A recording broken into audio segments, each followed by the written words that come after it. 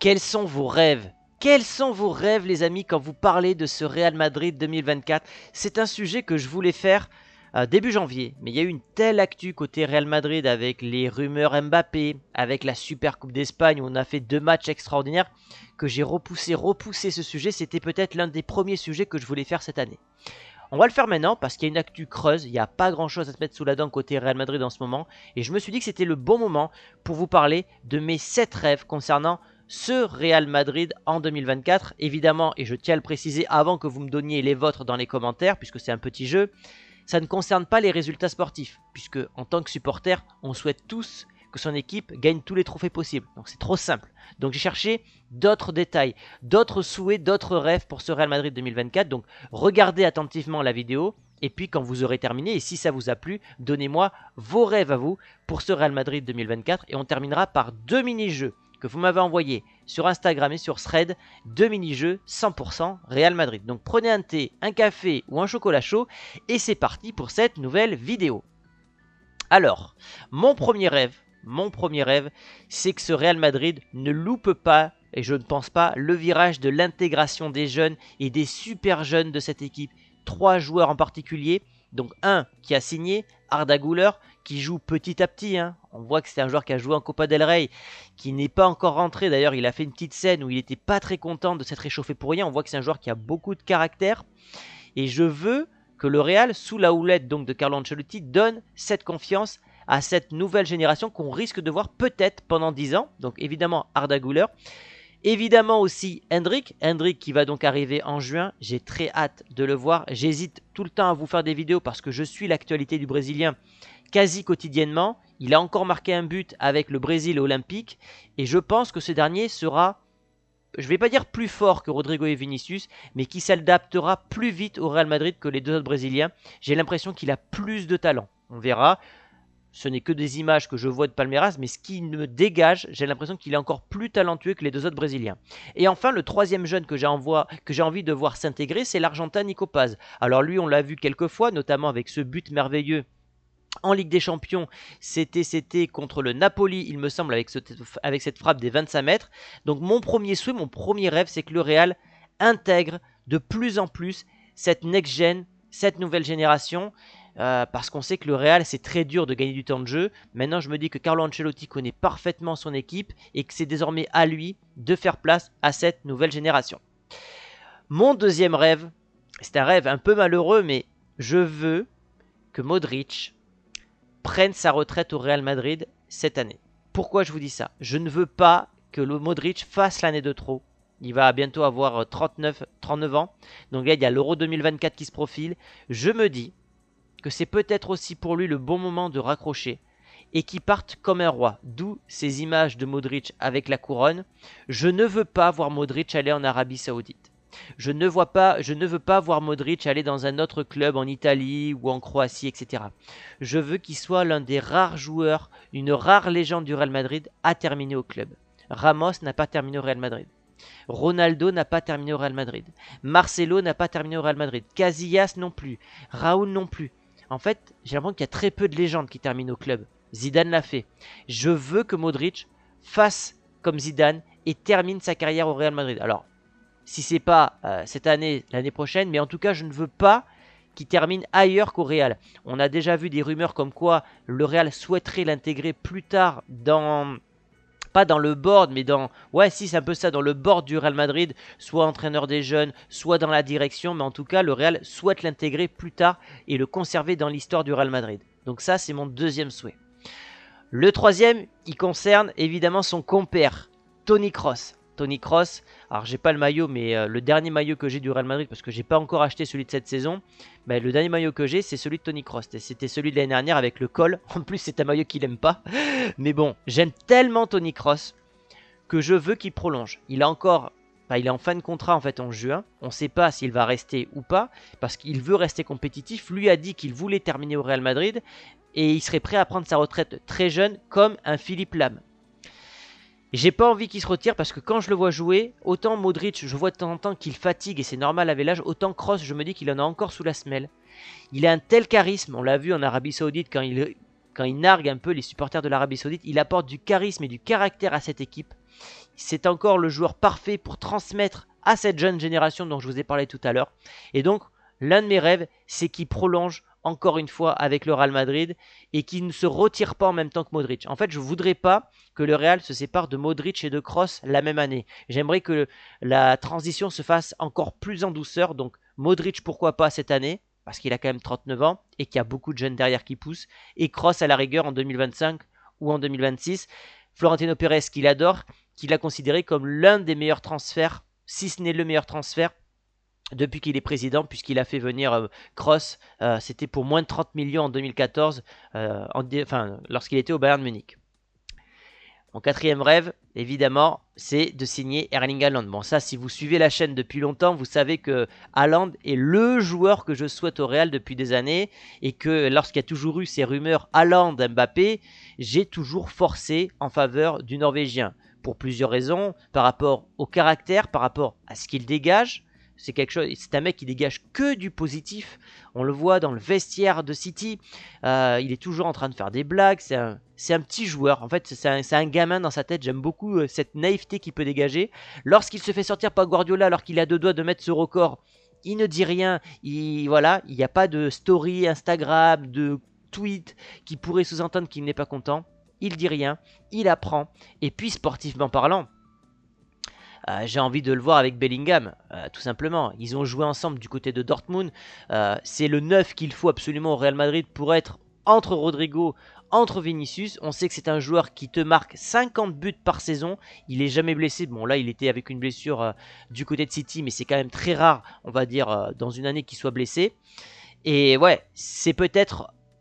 Allez, je pense mon rêve numéro 1 pour 2024, c'est que le Real ne loupe pas le virage à Land, même si, et j'en suis conscient, Mbappé est largement favori. Et en étant objectif aujourd'hui, quand je vois les rumeurs, quand je vois la situation des deux joueurs, l'un qui est en fin de contrat, l'un qui coûte 200 millions d'euros, il y a 90% de chances que le Real aille plutôt sur Mbappé que sur Erling Haaland.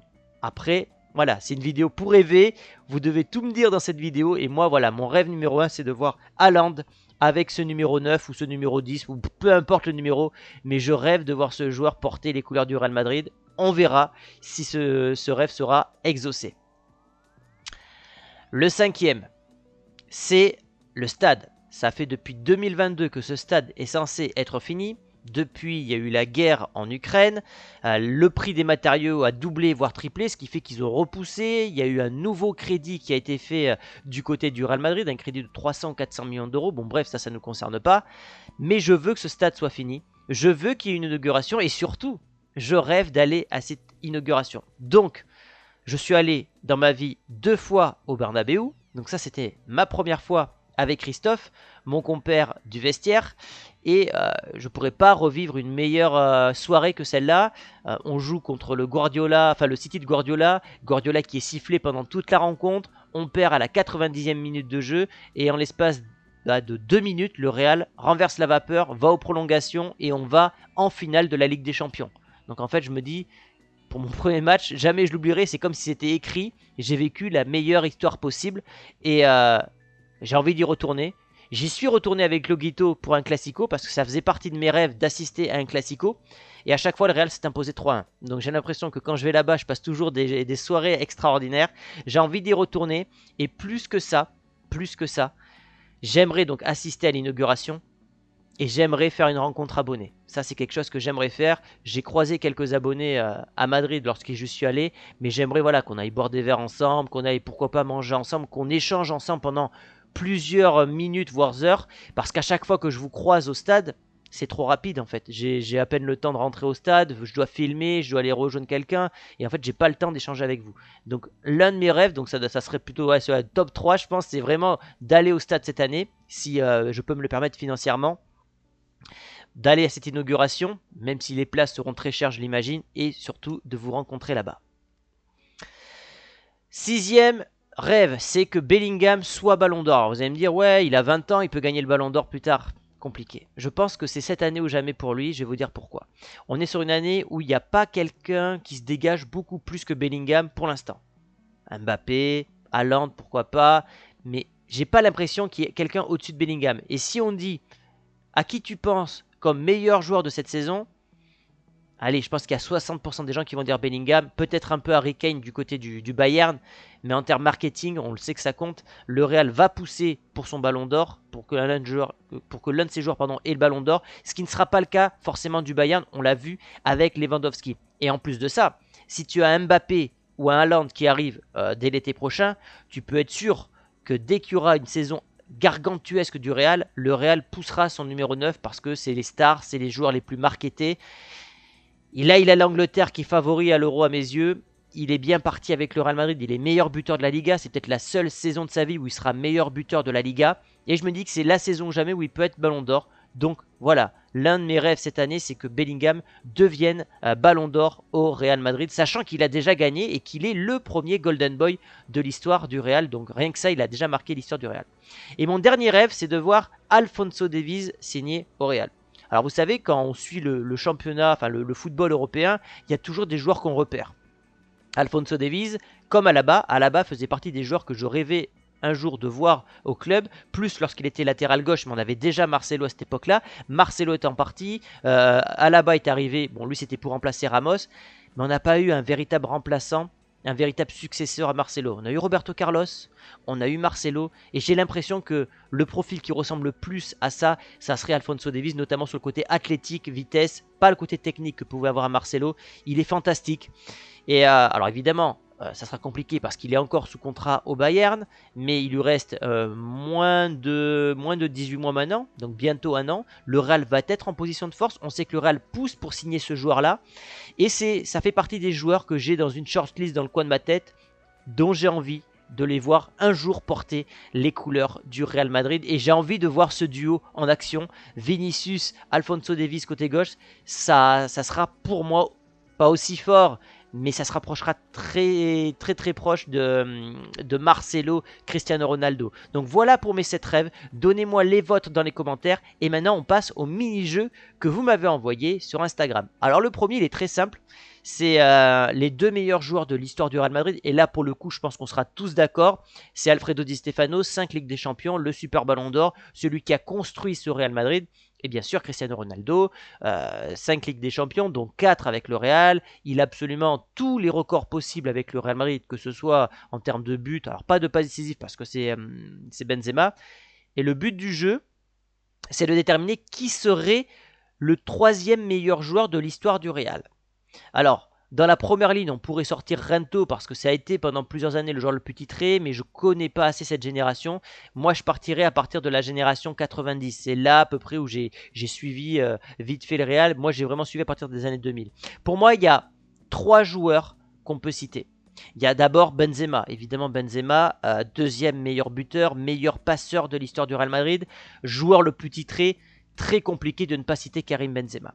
Après, je mettrai Modric, parce que Modric, on n'en parle pas, mais une longévité exceptionnelle, toujours au rendez-vous, un ballon d'or avec le Real Madrid, et ce n'est pas rien, ce n'est pas rien quand tu remportes le Real avec le Real Madrid, un comportement exemplaire, et voilà, il a toujours été présent lors des grands rendez-vous. Maintenant, ça parle moins aux gens parce qu'il est milieu de terrain, et il n'est pas attaquant. Et le dernier, je ne sais pas si on sera d'accord, ça serait Raoul.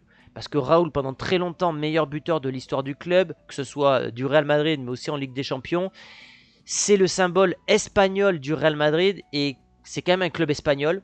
Et il faut rendre aussi à César ce qui appartient à César. C'est un club espagnol, et si tu sors aucun joueur espagnol du lot, alors que tu as déjà un Portugais, et alors... Est-ce que Di Stefano il est argentin, il est espagnol parce qu'il a joué pour les deux sélections? Je mettrai Raoul. Je mettrai Raoul parce que j'ai l'impression que dans le cœur des fans, il parle plus qu'à Benzema. Je dis pas ça pour notre génération parce que nous on adore Benzema, mais en Espagne j'ai l'impression que Benzema il a été accepté que sur les 2-3 dernières années. Lorsque Ronaldo est parti, qu'avant ça, il était vraiment dans l'ombre. Il n'a pas été toujours mis en avant par la presse, par les entraîneurs. On se souvient de Mourinho, etc. Factuellement, il a fait mieux que Raoul, finalement. Maintenant, dans le côté aura, dans le côté amour, je me dis que Raoul, il a peut-être une longueur d'avance. Donc moi, je mettrais Raoul avec Di Stefano et Ronaldo, mais dites-moi tout ça dans les commentaires. Et pour terminer sur le dernier jeu, il y a 2 trios de défenseurs, donc Rudiger, Militao, Alaba, ou Varane, Ramos, Pep, donc 2017 contre 2023. Et là, je vais jouer au vieux con, mais je préfère 2017. Je préfère 2017 parce que à l'époque, on avait un Varane qui était exceptionnel. On avait Ramos et Pepe qui étaient indéboulonnables. Et en fait, que ce soit l'un ou l'autre, on voyait jamais la différence. Maintenant, c'est vrai que quand je regarde le niveau de Rudiger aujourd'hui, même celui de Militao ou d'Alaba, j'ai pas grand chose à leur reprocher finalement. Mais j'aime tellement Ramos, j'aime tellement Pepe, ou Pep, je sais pas comment on dit, un peu moins Varane, que c'est difficile pour moi qui ai vraiment grandi dans cette ère Ramos-Pep de ne pas les choisir. Donc je vais choisir le trio du bas, donc Pep, Ramos, Varane. Voilà les amis pour cette vidéo, j'espère que l'idée vous a plu sur les 7 refs, mes 7 envies pour ce Real Madrid 2024. Donnez-moi les votes dans les commentaires. Si vous n'êtes pas abonné à la chaîne, faites-le. Et vous pouvez me retrouver d'ici là sur tous mes autres réseaux sociaux, Insta, Thread, Twitter, Instagram, je crois que j'ai tout dit. Je vous fais la bise et je vous dis à très vite les amis. Ciao!